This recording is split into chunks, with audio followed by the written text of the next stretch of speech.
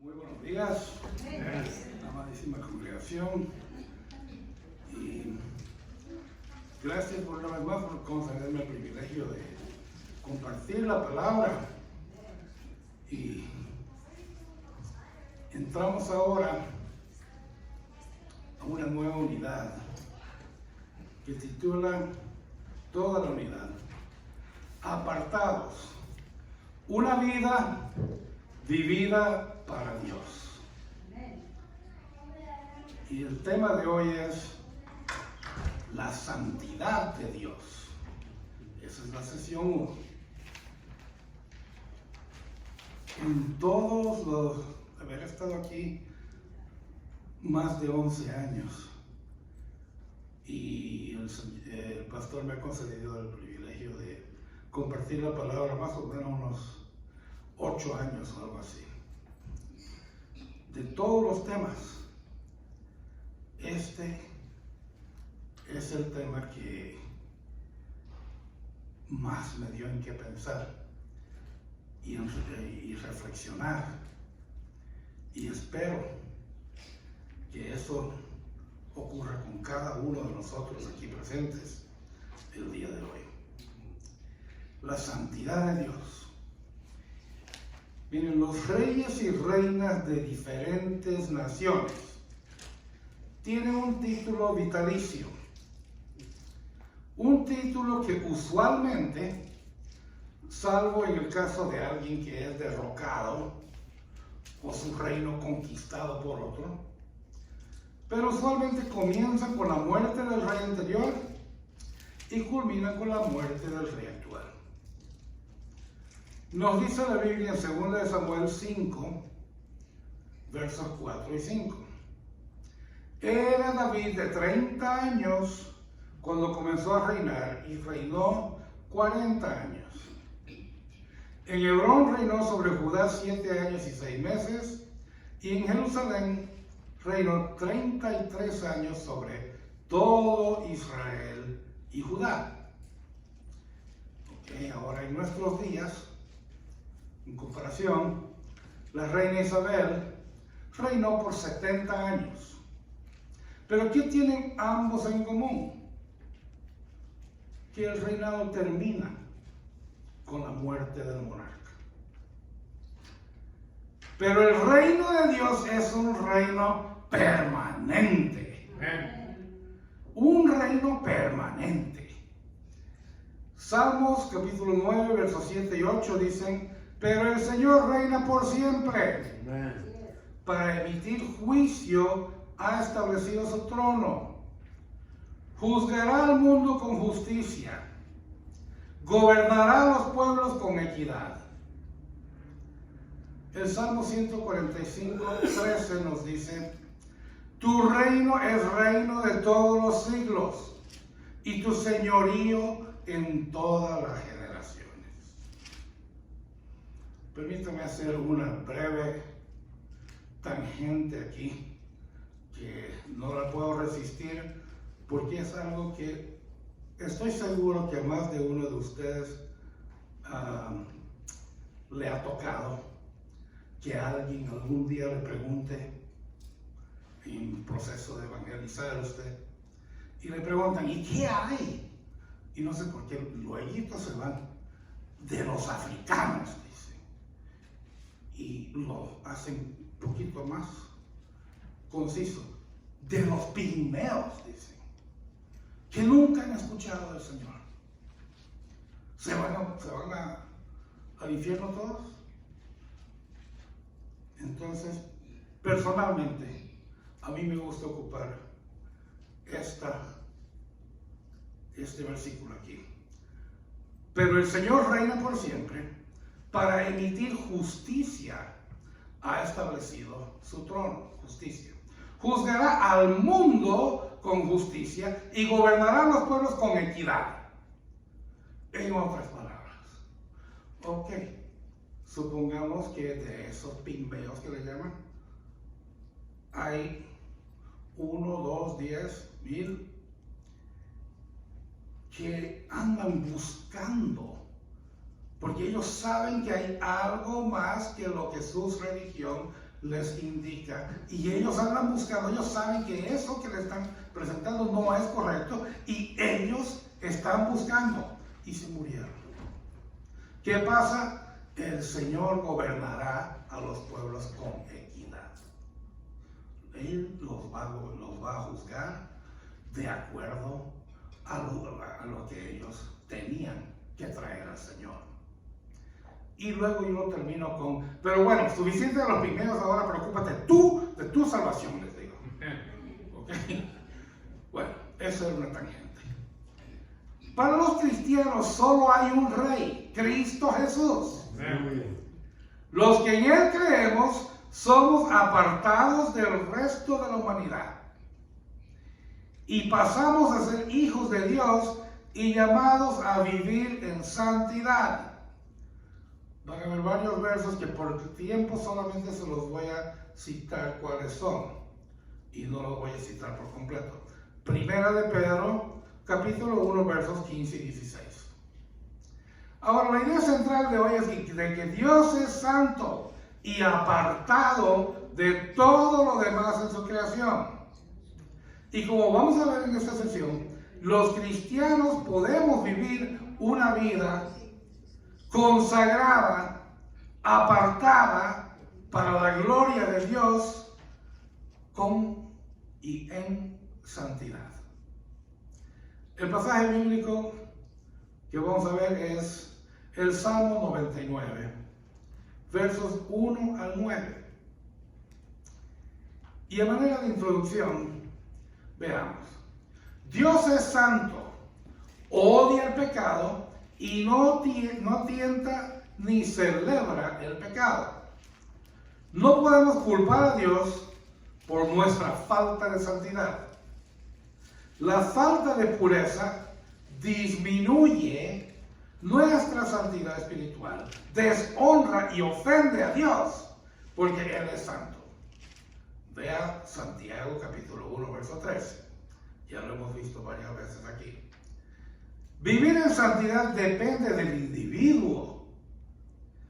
No se basa en la cultura, posición económica, género, origen familiar o educación de alguien. Depende de la reverencia, obediencia, disculpe que lo haya despertado, pero ese es el principal, obediencia, ¿ya? Y dedicación de cada persona a Dios.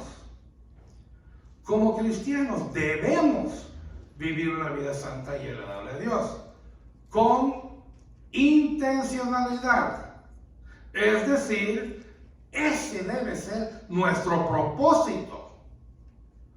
No es posible agradar a Dios si no tenemos esto como nuestro propósito único antes de cualquier cosa. Ya que he usado este término, siento la obligación de definir lo que es una vida santa. Veamos. Primera de Pedro 1, 13 al 25, llama a todas las personas, todas, de fe, a vivir una vida de santidad. Literalmente, vivir en santidad significa que el cristiano vive una vida apartada, reservada para dar gloria a Dios. Es una vida de disciplina, enfoque y atención a los asuntos de una vida recta. No es una vida perfecta. Eso es imposible para nosotros. Pero sí es una vida que por el solo hecho de tener la intención de vivir para Dios, aunque pequemos, nos damos cuenta y con arrepentimiento pedimos perdón y procuramos no reincidir.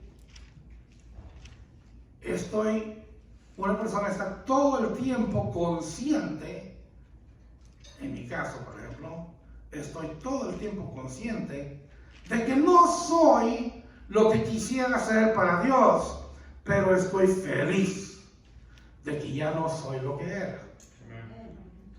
No se puede decir que uno vive una vida santa o apartada para dar gloria a Dios. Por ejemplo, voy a dar 3. Si uno abre un negocio con el solo propósito de ganar dinero, sea poco o sea mucho, que sea y usarlo solo en uno mismo y en sus familiares y personas queridas. La persona que negocia y no tiene como propósito glorificar a Dios, corre un riesgo grande. Aquí está el riesgo de que, viendo que puede cobrar más a esta persona X, porque él o ella está incauto, no ha ido a otras personas, a otros negocios a comparar. Sabiendo eso, entonces, ahí está donde se resbala el que no tiene a Dios como propósito. Entonces a este le va a cobrar más, porque es incauto. ¿Ya? En mi corta carrera de agente en diversos servicios financieros, 9 años, pude relacionarme con más de un agente de bienes raíces que asistía a sus clientes con préstamos tóxicos. Préstamos tóxicos, sin pensar en lo que era mejor para el cliente y pensando solo en una comisión más alta que el banco pagaba por ofrecer y vender ese préstamo tóxico. Decían ser cristianos, se congregaban en una iglesia regularmente, iban al estudio bíblico y muchos asistían en algún ministerio. Pero honraban a Dios con su trabajo. ¿Y no es el trabajo la tercera parte del día de uno? Y la otra parte es dormir y solamente le quedan 8 horas, que son regularmente las de la familia. ¿Cuándo está honrando a Dios? Si no lo está honrando en el trabajo.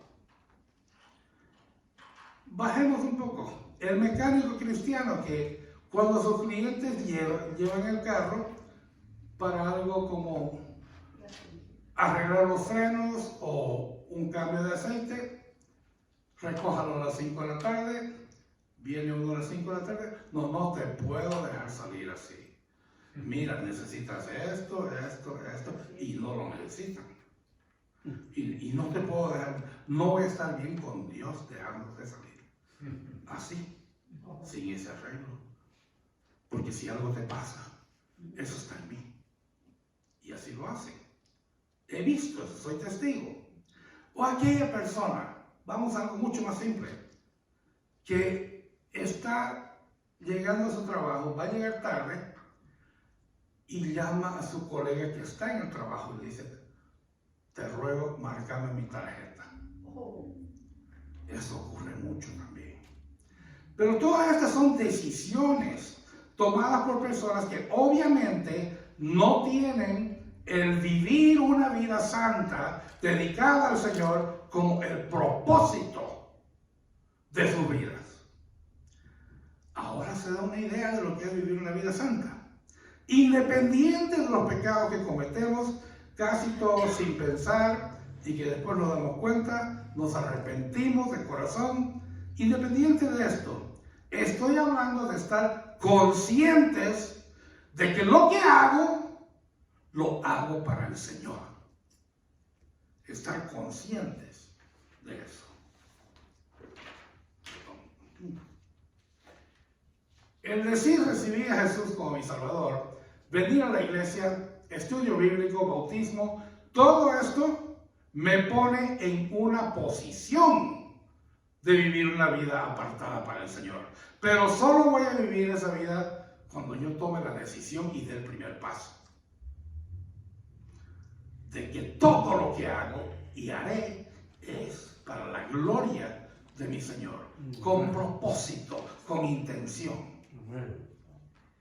Ahora, ¿cuál es la diferencia entre pureza y santidad? La pureza es un prerequisito de la santidad.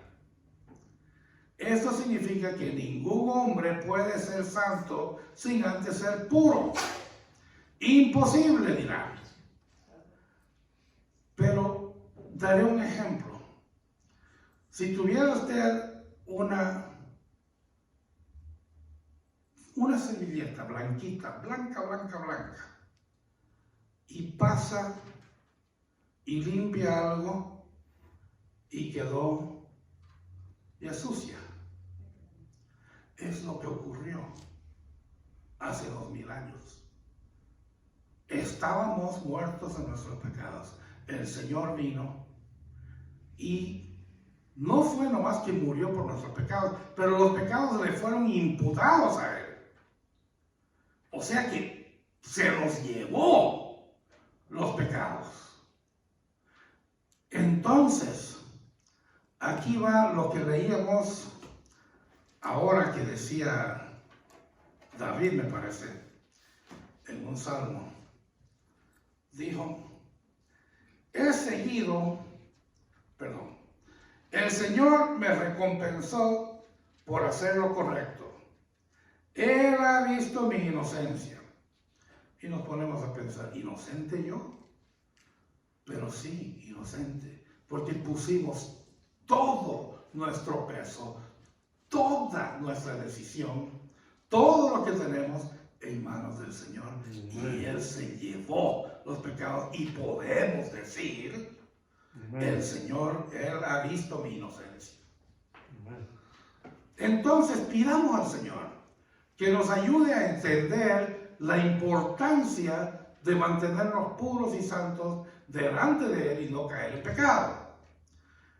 Con esta previa explicación tan larga, leamos ahora el texto. Vámonos a Salmo 99, versos 1 al 3.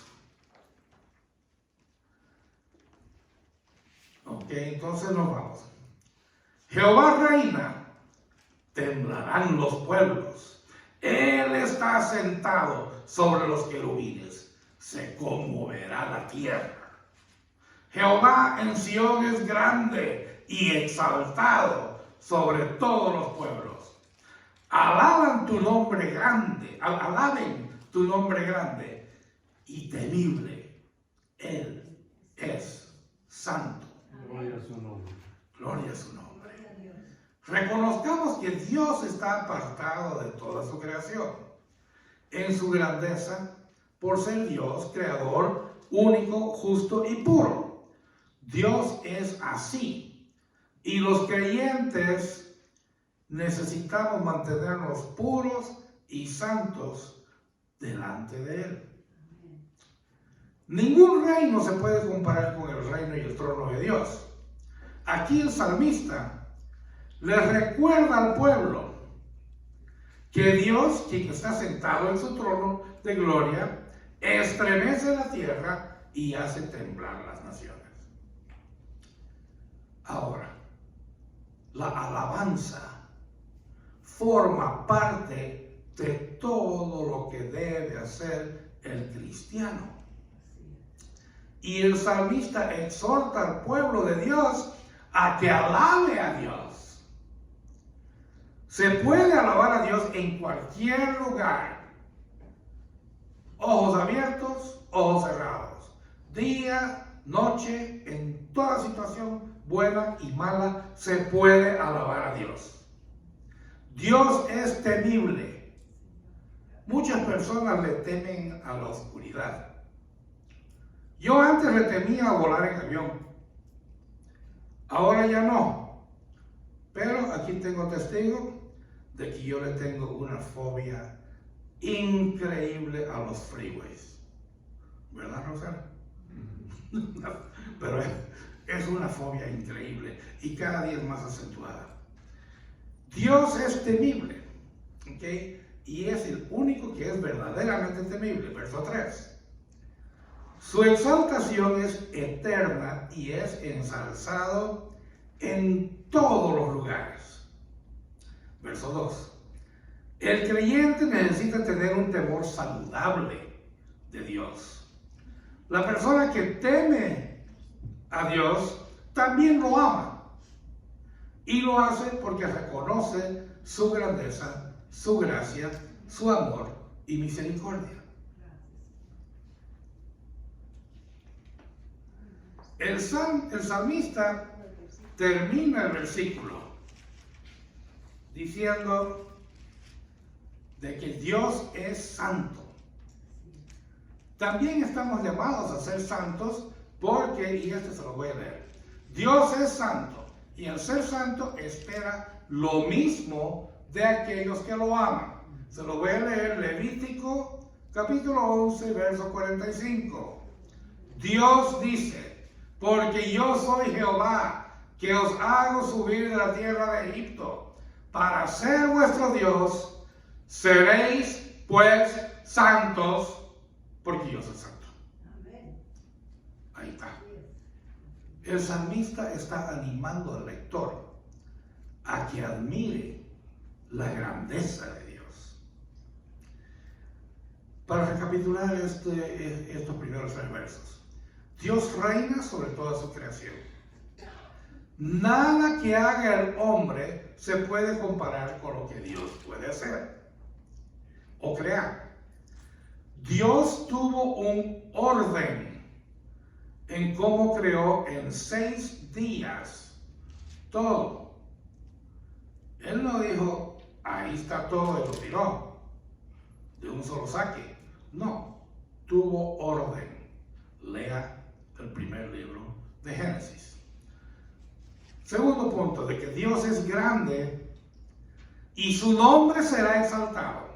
Si hay alguien que hoy se ríe, ese también doblará rodilla ante el Señor. Filipenses capítulo 2, versos 10 y 11 dicen: vivo yo, dice el Señor, que ante mí se doblará toda rodilla y toda lengua confesará a Dios. Punto número 3. Dios es santo, temible, y debemos alabar su maravilloso nombre. En el Salmo 103:1 vemos que el rey David, él sabía que Dios es santo, y por eso dijo: bendice alma mía a Jehová, y bendiga todo mi ser su santo nombre. Todas estas alabanzas son cosas que uno puede decir cuando está conduciendo en el freeway, cuando está conduciendo en la calle, ¿no? Ya, todo lo puede decir cuando está sentado a la mesa, cuando está trabajando. Cualquiera puede estar trabajando y decir: bendice alma mía a Jehová. Todo el tiempo. ¿Ya? Entonces, en estos versos se puede observar de que el salmista quiere comunicarle al pueblo de Dios que reconocer los atributos de Dios es algo urgente, es la palabra. Veamos el siguiente texto. Salmo 99, versos 4 y 5. Y dice: y la gloria del rey ama el juicio. Entramos a otra cosa aquí, justicia. Tú confirmas la rectitud. Tú has hecho en Jacob juicio y justicia. Exaltad a Jehová nuestro Dios y postraos ante el estrado de sus pies. Él es santo. Dios es justo y por lo tanto nos quiere rectos. Es santo y apartado en su justicia. Y esa justicia única de Dios también nos separa de todo lo demás en su creación. Como vimos antes, Dios Todopoderoso y Soberano ama la justicia y gobierna con justicia, porque Él es justo. Vean, la falta de justicia y de santidad crea desorden, infidelidad, injusticias, sufrimientos, peleas. Dios fue el primero en demostrar cómo se hacen las cosas con orden cuando creó todo. Génesis 1. Dios no dijo hágase todo a la misma vez. Dividió su trabajo en días. Aquí hay otro ejemplo de que también más adelante en Génesis 3, cuando el hombre pecó, Dios juzgó a cada participante en el pecado y lo hizo también con orden. Génesis 3, versos 14 al 19. Con orden Él juzgó a cada uno de los participantes. Dios toma la justicia en serio y los creyentes debemos hacer lo mismo. La justicia de Dios es incomparable para el hombre natural. Incomprensible para el hombre natural. El hombre natural es el no creyente. Lo que el hombre natural, yo le llamo el bárbaro, ¿ya?, no entiende es que la paga del pecado es muerte. Romanos 6, 23. El precio de un solo pecado solo se puede pagar con sangre, con muerte. Con la muerte de uno mismo no puede pagar por sus pecados y obtener vida eterna. Solo con la muerte de alguien, un ser humano puro, sin mancha, que en ningún momento tuvo siquiera un mal pensamiento o deseo. Fue tentado, sí, como cada uno de nosotros, y más aún, porque no caía, lo tentaba más el diablo, pero no pecó. Solo su muerte pudo satisfacer la demanda de ¿qué? El tema es justicia. Esa demanda de justicia, solo su muerte la pudo satisfacer. Entonces, Dios ama al hombre y a la mujer. El hombre y la mujer ofendieron a Dios y por esto toda la descendencia, nosotros, estábamos condenados a morir. Por amor a nosotros y porque Él quiere pasar el resto de la eternidad con nosotros. ¿Por qué? No sé. Pero quiere pasar el resto de la eternidad con cada uno de nosotros. ¿Ya? Él se hizo hombre, vivió una vida perfecta, murió la muerte más horrible, pagando nuestras culpas que le fueron imputadas a Él. Aquí va el punto sobre el no creyente. Solo con ese acto pudo ser justo que pecadores como nosotros podamos tener la vida eterna al creer en Él. Y es esta la justicia que el no creyente no comprende. Y por esto muchas veces lo llaman a Dios creador injusto por haber hecho sufrir y morir a su Hijo. Y por eso no creen. Pero no ven de que fue por la demanda de justicia que se hizo esto. Dios nos ofrece la manera de darle al creyente conocimiento para lograr la rectitud, reconocer y confesar sus pecados, recibir a Jesucristo como Señor y Salvador, leer la Biblia, orar regularmente, postrarse delante del trono eterno de Dios y dejarse guiar por el Espíritu Santo. Todas esas son cosas que Dios nos da. El que camina en integridad anda confiado, mas el que pervierte sus caminos será quebrantado. Es promesa, será quebrantado. Proverbios 19.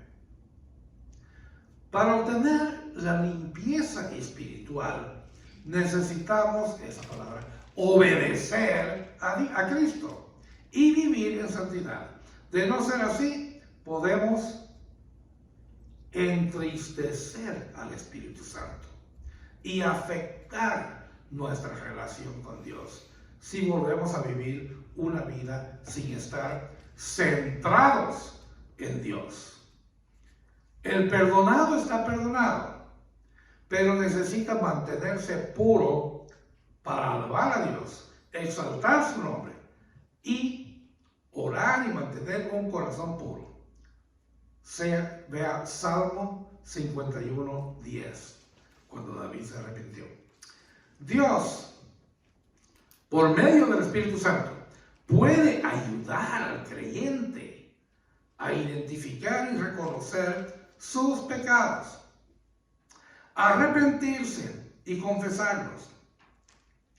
Vivir en santidad no es fácil y requiere que la persona diariamente mantenga la disciplina. Diariamente. Entonces, los puntos de llover de estos dos versos. Dios, Rey eterno, ama la justicia. El versículo 4 reafirma que Dios juzgó a su pueblo y lo seguirá haciendo porque el amor que Él nos tiene no es ciego. El amor que Él nos tiene es justo. La rectitud agrada a Dios. La rectitud es la integridad en que vive el creyente. Esa integridad que yo no sé cuándo hay alguien mirándome, pero yo estoy en paz. Esa integridad. Punto número 3. La santidad de Dios, verso 5, llama al creyente a postrarse delante del estrado de sus pies. Y es ahí cuando se puede recibir la verdadera justicia y cuando se puede ofrecer una vida vivida en santidad. Al continuar vamos a ver que la justicia de Dios y cómo los creyentes también necesitamos imitar la santidad de Dios para ser santos. Leamos, por favor, el Salmo 99, versos 6 al 9. Moisés y Aarón, entre sus sacerdotes, y Samuel, entre los que invocaron su nombre, invocaban a Jehová y él respondía. En columna de nube hablaba con ellos, guardaban sus testimonios y el estatuto que les había dado. Jehová Dios nuestro, tú les respondías, les fuiste un Dios perdonador y retribuidor de sus obras. Y finaliza, exaltad a Jehová nuestro Dios y postraos ante su santo monte, porque Jehová nuestro Dios es santo. Observemos cómo las acciones de Dios están apartadas o dedicadas. ¿Y quiénes son los beneficiarios? Nosotros somos los beneficiarios. ¿Cómo respondió a las peticiones de su pueblo al escuchar a Moisés, a Aarón y Samuel cuando ellos lo imploraron? El testimonio personal de un creyente recto es algo indispensable para propagar el Evangelio y testificar a otros sobre la grandeza de Dios. ¿Qué dijeron cada uno de ustedes si estuvieran pasando por la Firestone y me vieran entrar al happy hour de Acapulco con dos mujeres que no son Roxana?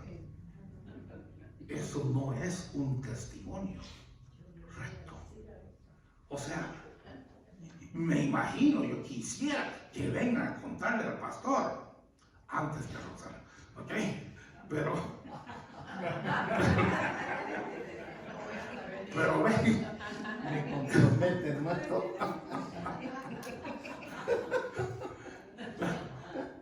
o sea, el testimonio personal es algo indispensable para propagar el evangelio. No se puede propagar el evangelio con un testimonio cochino.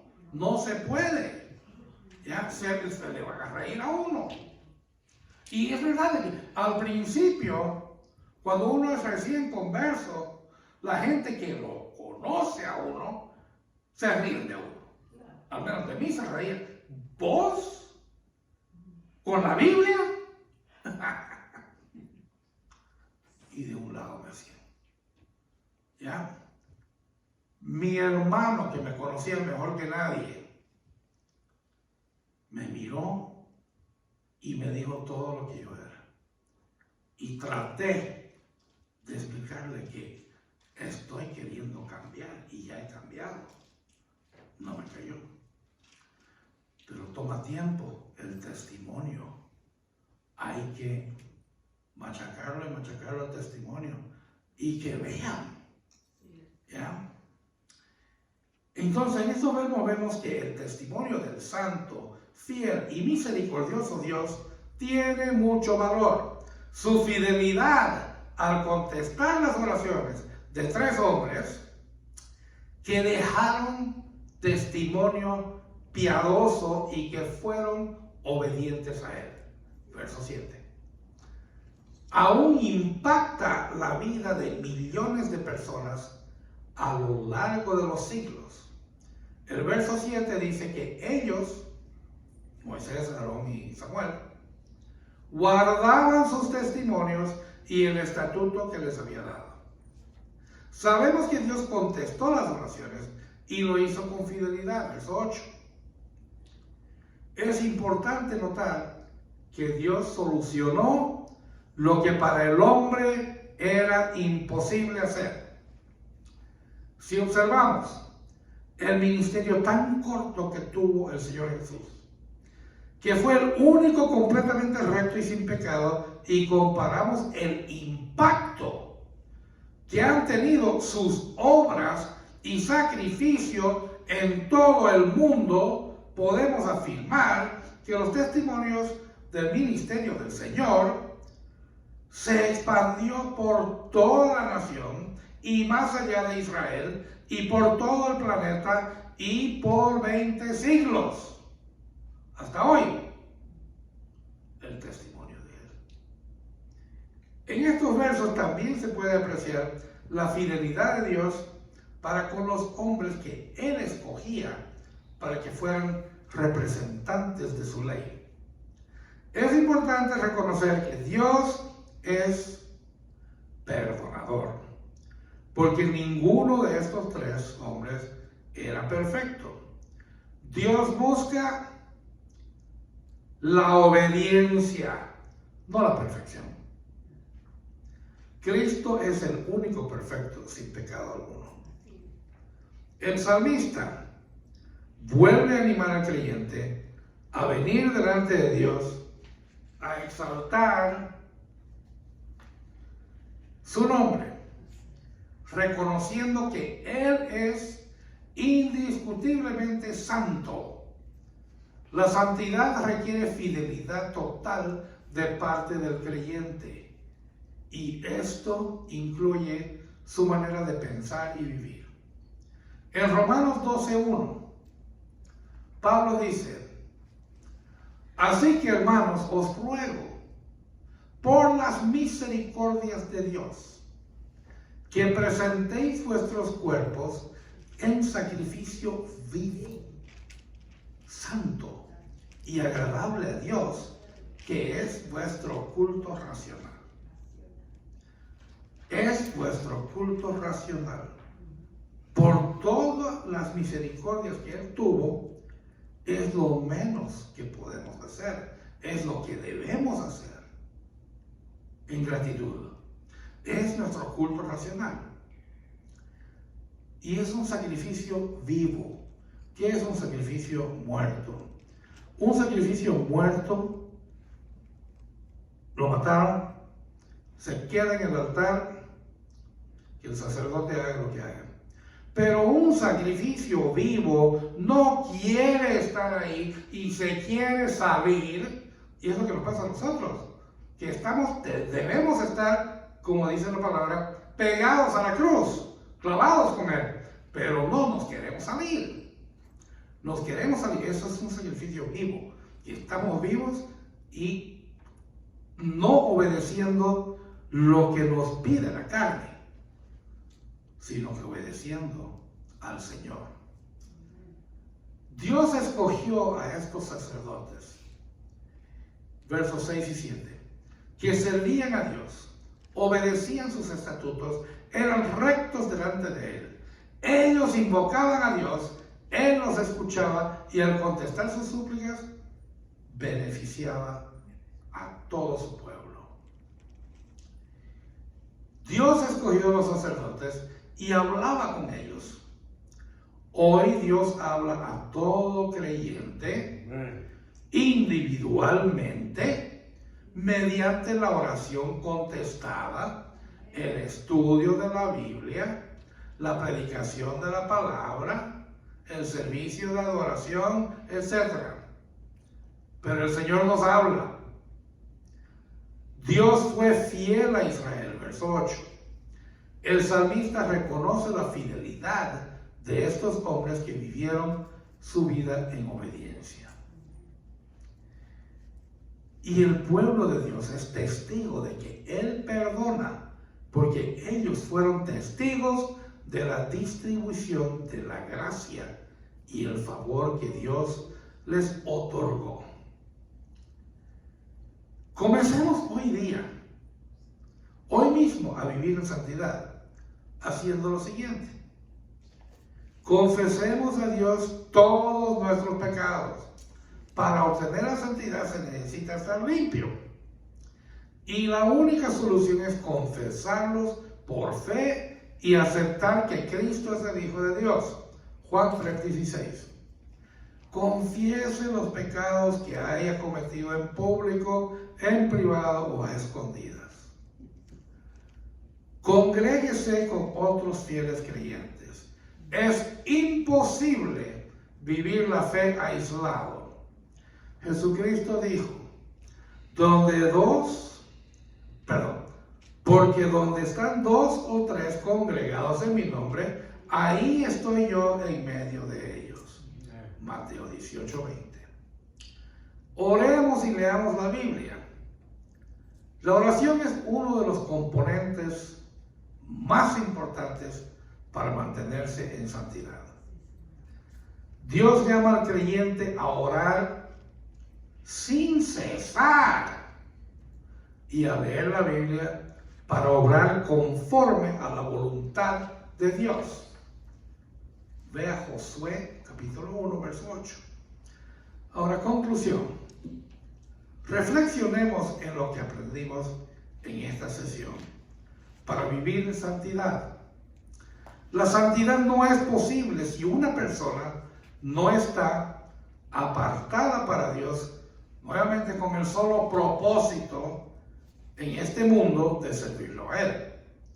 No nos engañemos ni miremos al otro lado. Los cristianos, comentario, estamos en una guerra civil. Una guerra civil. En este momento existen 2 bandos. Aquellos que queremos servir al Señor y todos los días llegamos a sus pies para pedirle guianza en cómo mejor servirle, somos una minoría. La gran mayoría se ha estado dejando arrastrar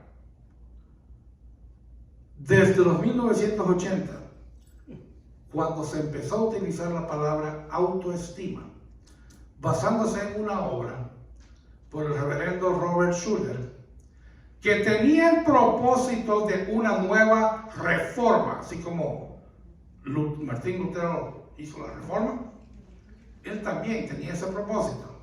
¿Y cuál era la reforma? Mediante una teología más centrada en el hombre y no en Dios. Eso, hoy en día, 45 años después, se ha transformado en humanismo. El humanismo religioso es una corriente religiosa que busca integrar la filosofía del humanismo con rituales religiosos y creencias centradas en la ética, rechazando toda referencia a entidades o principios sobrenaturales. Y esa otra gran mayoría, sí, aún son cristianos, pero se están dejando arrastrar por esto. Eso no es llevar una vida santa. Entonces alguien dirá, pero yo no lo voy a pecar. Como dijo el Señor en Lucas 17, dijo, como fue en los días de Noé, así también será en los días del Hijo del Hombre. Comían, bebían, se casaban y se daban en casamiento, hasta el día que entró Noé en el arca y vino el diluvio y los destruyó a todos. El solo estar apartado de Dios, aún sin estar pecando obviamente, el solo estar apartado de Dios, sin tener como nuestro propósito único el agradarle a Él, el solo estar aparte de ese propósito ofende a Dios. Recordemos lo siguiente, Dios es santo y quiere que los creyentes también lo sean. Dios es todopoderoso, digno de alabanza, y debemos de exaltar su nombre en toda la tierra. Dios es grande, justo, temible, reina y reinará para siempre. Su trono es permanente e indestructible. Dios es fiel, escucha y contesta las oraciones. Es perdonador, dadivoso y se alegra con los creyentes rectos y obedientes. Entonces, pidámosle a Dios que ilumine nuestras mentes y vidas para que podamos confesar nuestros pecados, recibir a Cristo como Señor y Salvador y vivir en santidad de acuerdo a como Dios nos ha llamado.